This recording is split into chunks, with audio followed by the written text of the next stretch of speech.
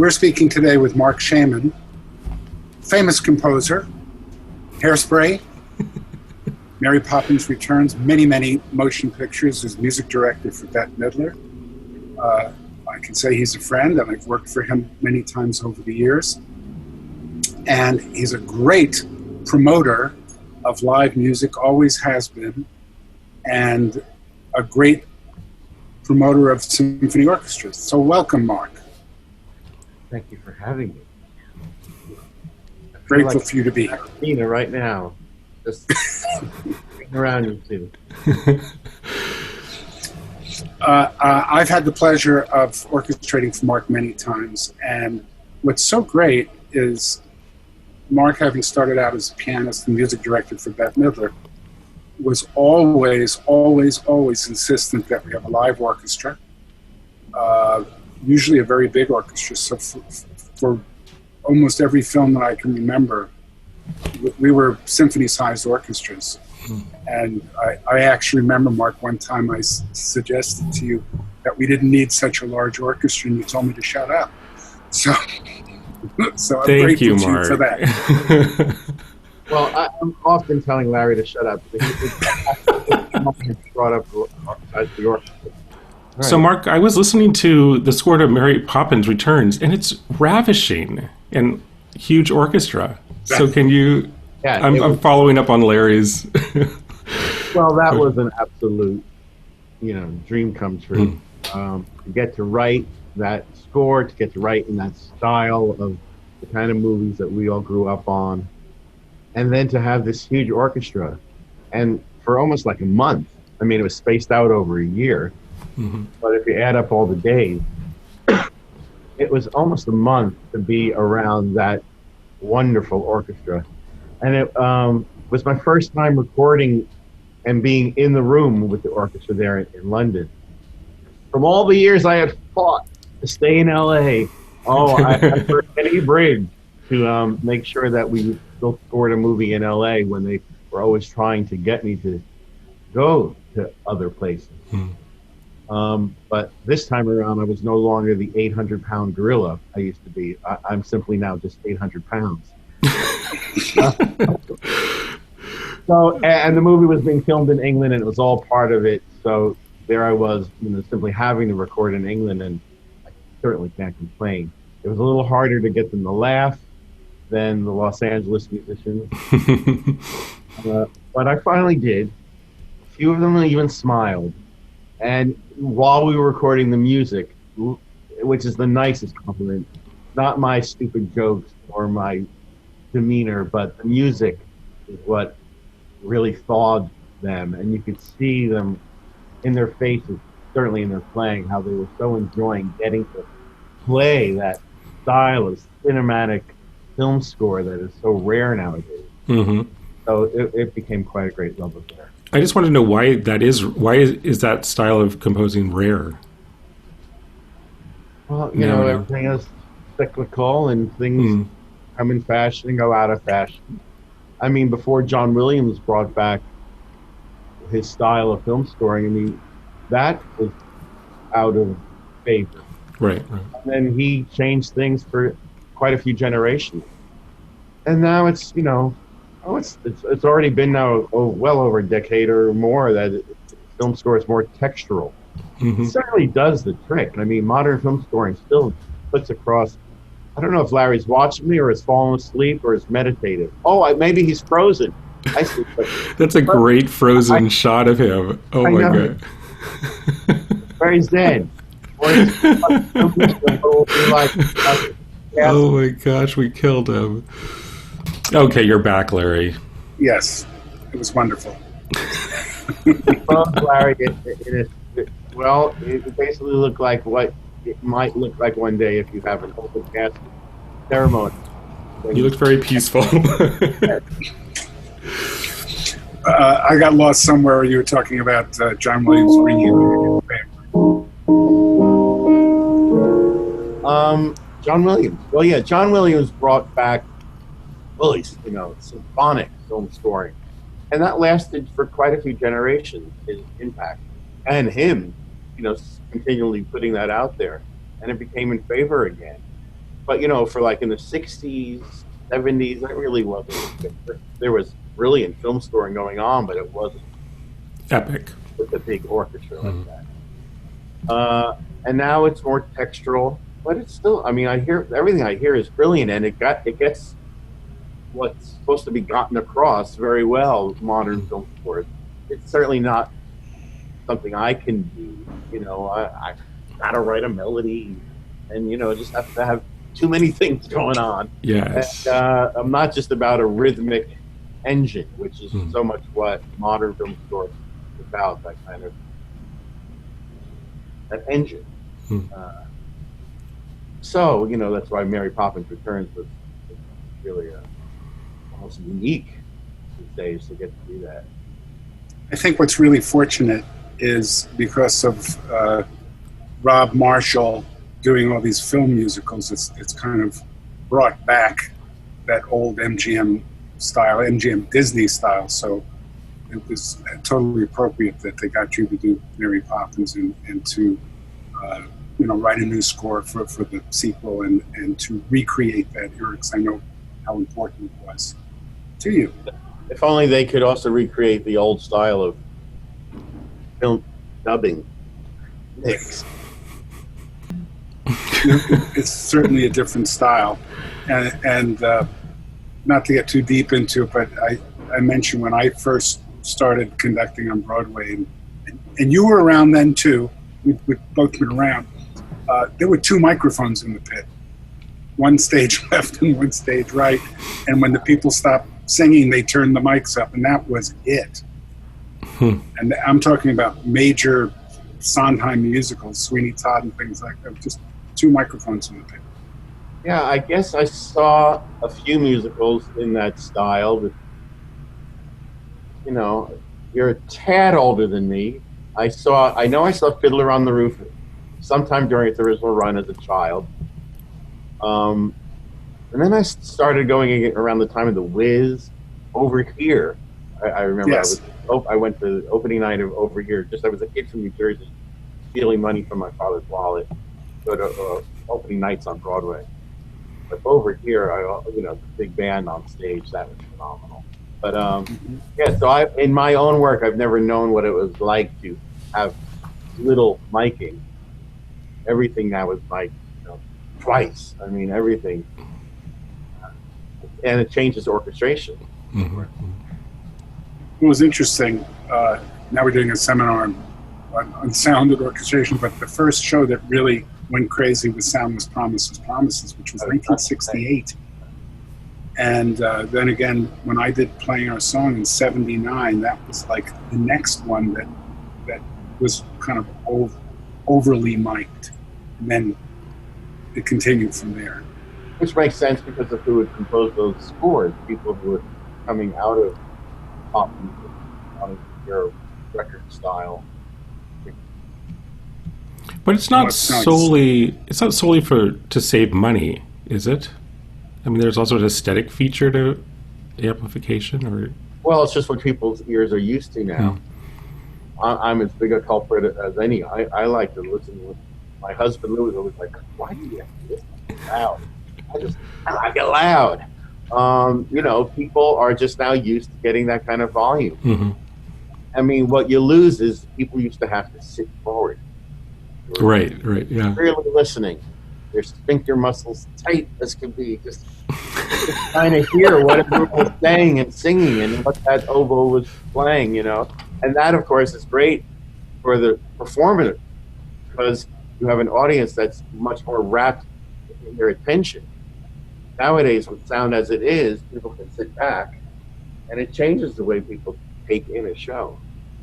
That's very true because, in the earlier musicals, every musical started with a production number with the chorus.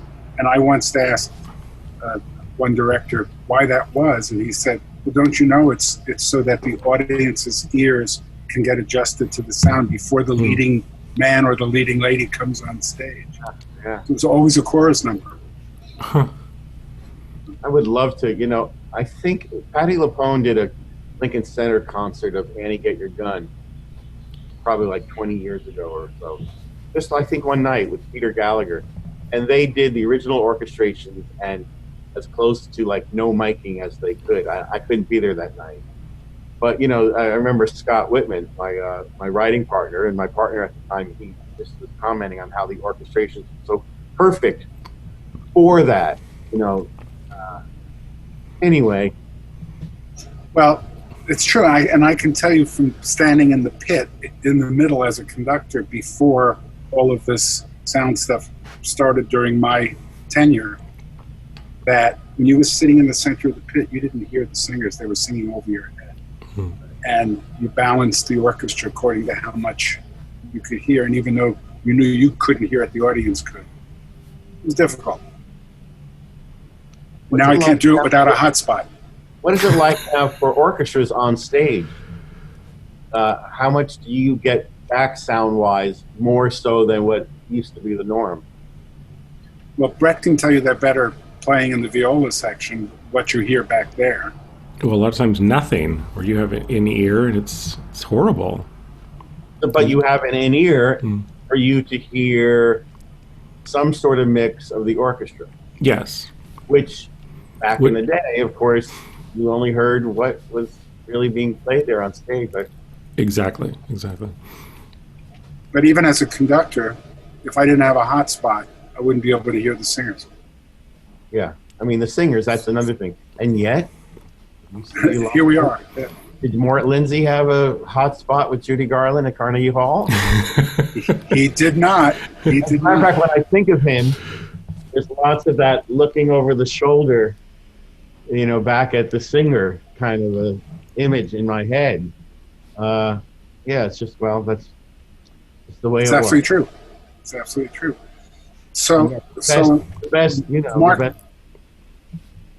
What are your plans now? I know I've heard rumors of another musical, you know, on its way. Do you want to talk about it? Sure. Scott and I have written a new musical of Some Like It Hot. Often they write things like a new musical, but in this case, it's a new musical because there already has been a musical of Some Like It Hot written in the 70s called Sugar by, you know, titans of musical theater, Jules Stein, Michael Stewart, Bob Merrill.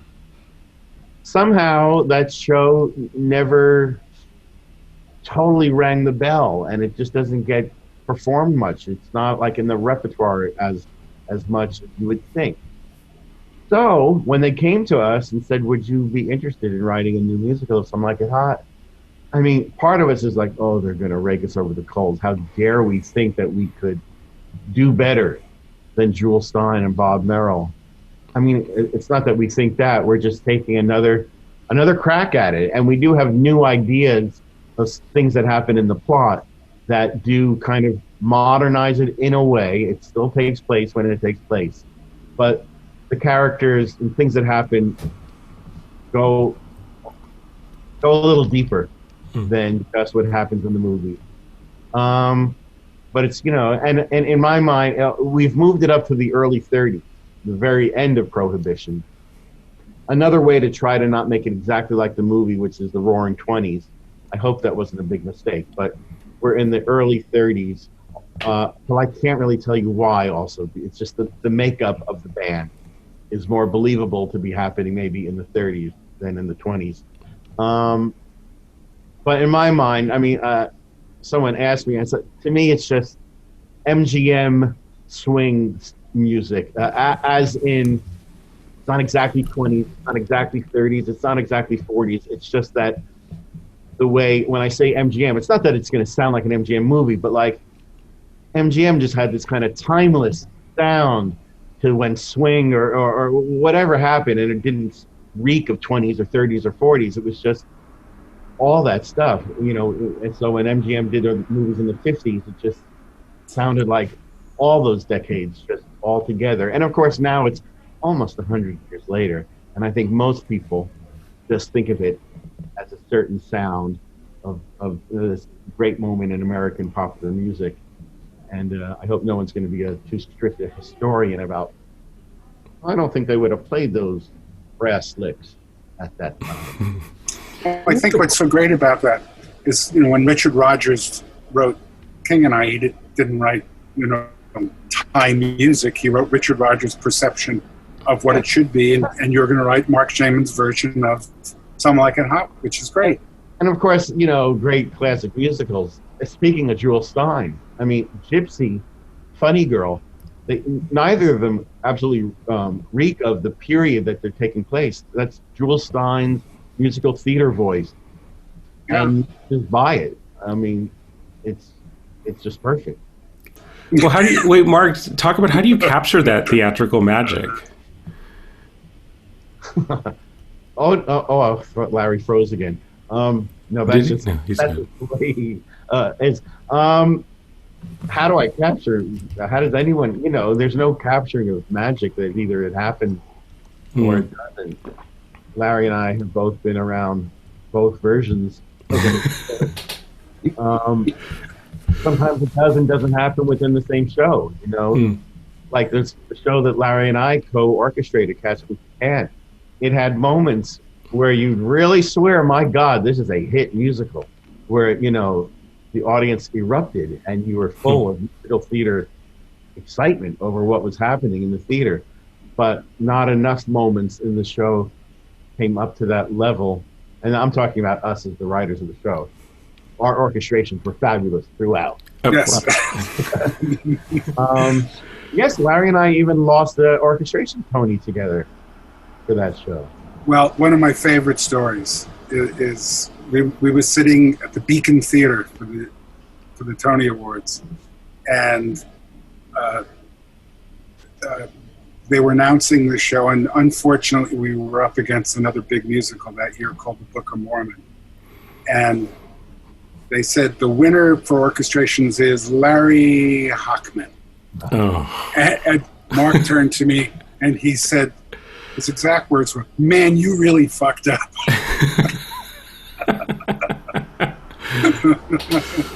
Reminds me of that movie, The Oscar.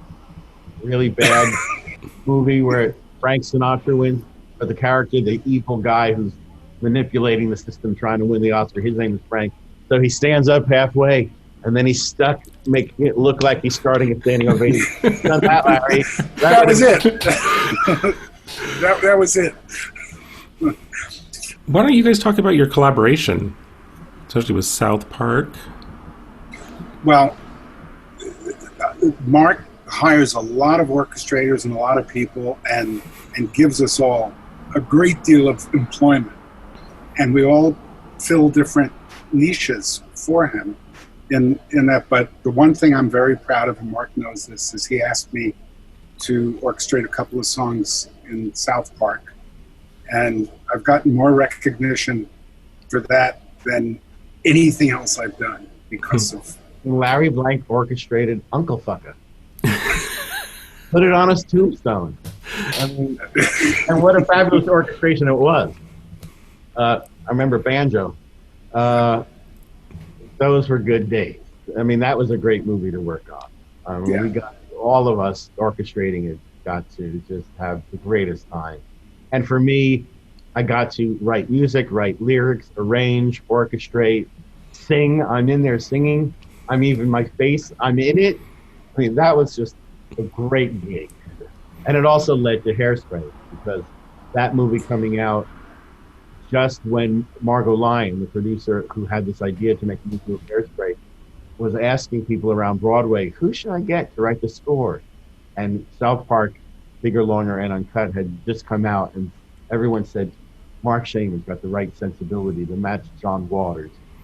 And, you know, that movie completely, it was responsible for that phone call.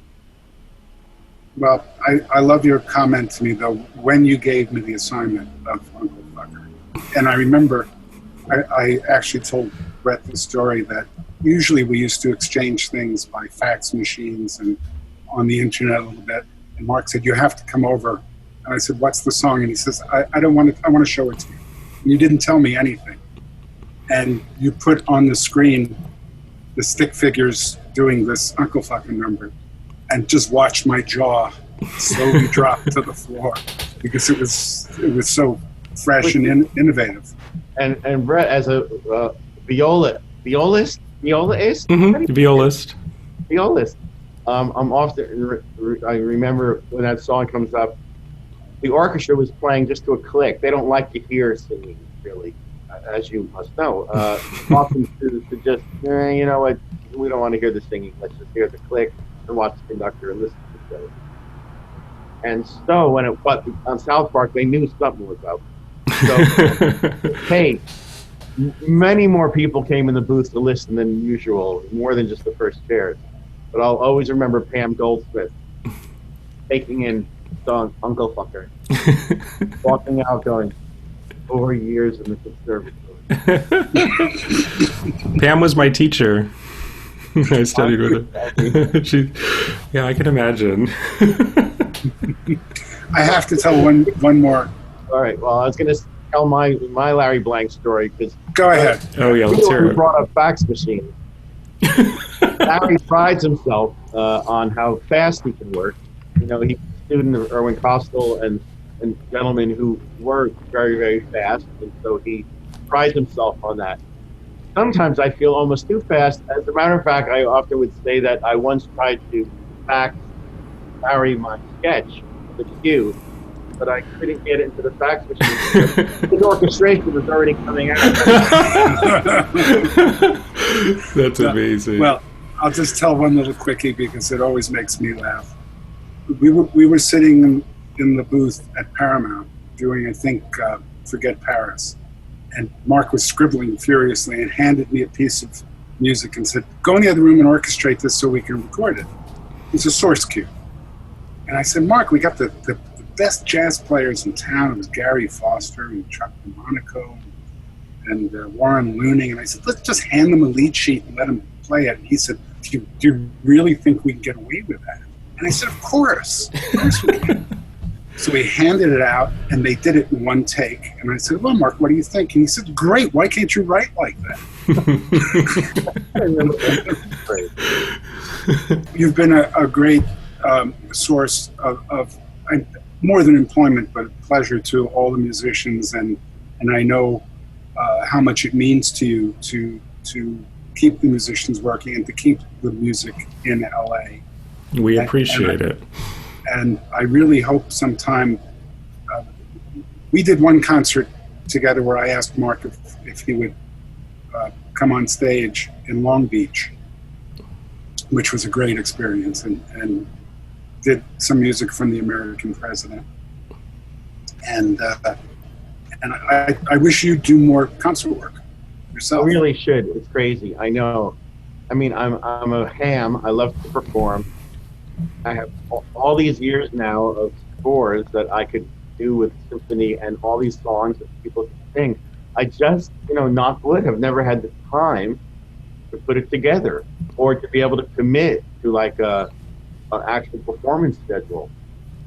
But hopefully someday we'll all get out of our houses. Or this podcast will go on forever.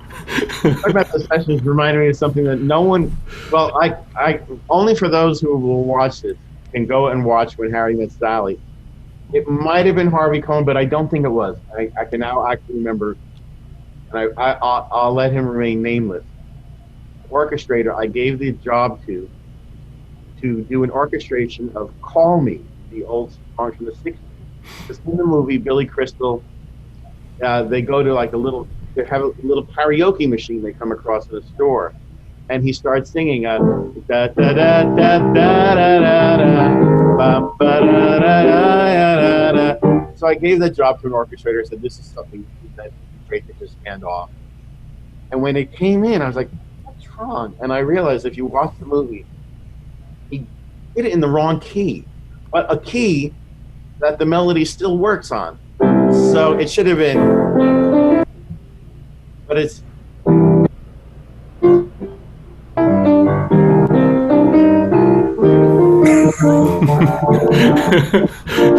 drives me nuts if I channel hop across it. But anyway, just a little nuts. Hollywood. And it still ended up in the film. Well, there was no going back, and I was like, what's not right? Also, we probably didn't have, that's probably it. We didn't have Billy up singing. We clicked it out to match what he was doing. and it sounded like "Call Me." It was doing it's a funny thing about that song. You can do the same chord structure in a different key, and it matches. Anyway, we've really gone off on a tangent. There was a lot of that stuff. Yeah. So, Brett. Yes. What else you want to cover? Well, actually, I want to cover your advocacy for the LGBTQIA+, it goes on, community. In relation to orchestras?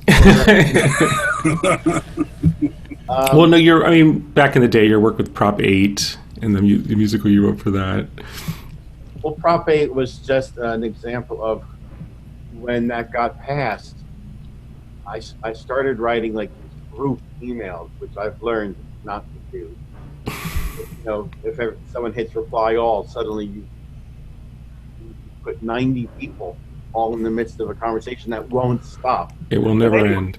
I was really incensed because this regional theater that had just put on Hairspray, a man who ran, who booked that and ran it was a contributor to, strike down Prop 8. I can't remember. Was it yes or no? Now I can't remember.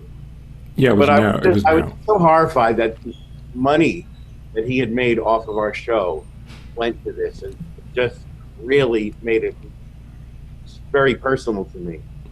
So I'm just writing emails. Reply all. Adam McKay, who I had just worked with on an Oscars, who is partners with Will Ferrell. So he's a great producer, great director. He's gone on to win Oscars and stuff. He's making great movies now. But he just wrote me back and said, "You shut the fuck up and write something about it. It's not emails. Just write about it." I mean, when he said "shut the fuck up," it was said with humor and love. He just basically said, "Why don't you write about this instead of spending your time on email?" I was like, "Oh," so it laid down the gauntlet, and I just went up to my studio and thought of Prop 8, which was if a bad community theater had written and put on a show, a little musical about Prop 8, not unlike The Pleasant Peasant on I Love Lucy, which is, which has actually great songs. Anyway, so I just had that idea and went with it, and then Adam and the people at Funny or Die helped me cast it. We all called everyone we knew, and whoever said yes was in the video. And I wrote it, and we recorded it, and we shot it all within like 10 days, and it made a big impact when it came out. Mm-hmm. That was a very fulfilling thing. I just wished I had done it earlier, before the vote. But I was complacent, and that's part of what the musical was about. Also, Margaret, I want to promote your website is amazing. I had so much fun on there, clicking on all the films, and it's really... I'll tell my husband that, because he... Oh, he did it? That. I wish he was here right now to hear you say it's that. It's incredible. I had so much fun going through everything, and it's so well designed and put together. We have big plans for it, of even more me telling stories about each film. And the stories were great. Broadcast news. I love the broadcast news. That was fantastic. Great. All right. So, Larry, do you have any more questions? Let Mark go on with his day. Mark, I really appreciate you doing this for Thank you so every much, number Mark. of reasons. Okay, guys. Thank you so much. Thank you. Thanks, Mark. Talk to you later. Bye.